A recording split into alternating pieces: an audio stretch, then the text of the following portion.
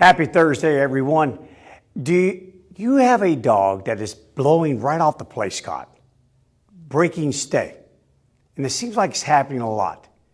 If it is, it could be due in part to the fact that maybe your release signal, the part of the release portion of the whole behavior, may not be complex enough. Of course, you hear me say all the time, keep it simple, stupid rule, but there's times not to do that.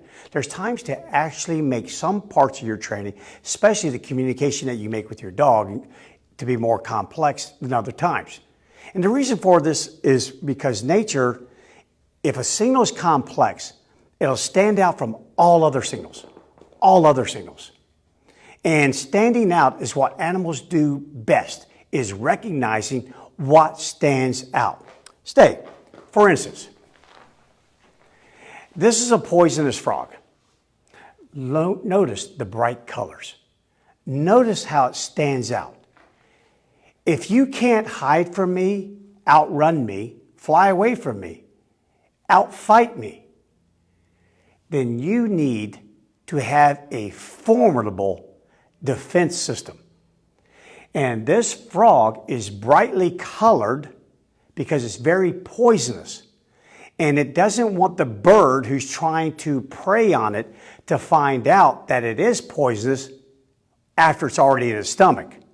So that doesn't do the frog a whole lot of good. In other words, take notice of me because I'm poisonous. And therefore, when animals see frogs like this, they leave them alone. Go hunt something else. And we see other examples like this in nature. For example, porcupines. Wow, that stands out. Stands out. Leave that alone. All cost, no benefit. Leave it alone. We see another little example. The lionfish. The venomous lionfish. Poison running right through venom, right through these spines here. You bite that, and you will have venom running through your body. So nature prepared our animals through biologically prepared learning. Survival value is recognizing when things stand out.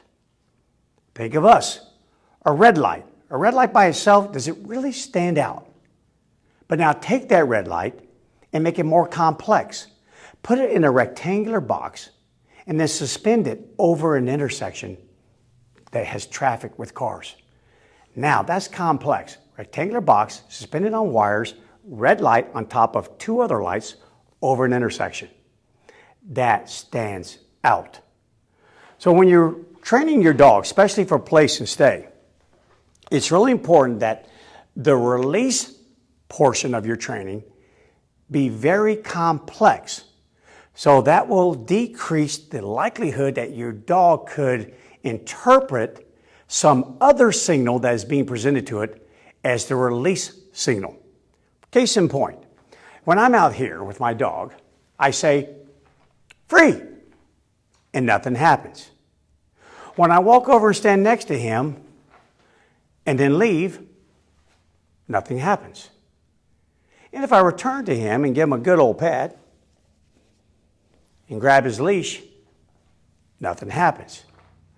But if I do all three of these in sequential order all the time, return to my dog, grab the leash, if I can find it, and then say, free, and you notice the results that I get. So the release signal for place and stay should be very complex so it stands out like the poisonous frog, like the porcupine, like the lionfish. Tap into animals' natural abilities. Anytime that you can do that, you will make your training for you and your dog much easier, longer lasting, and far more reliable. Caldo, please. So therefore, for him to receive a clear signal that is okay to vacate the place cot or to vacate stay, he must receive a complex signal.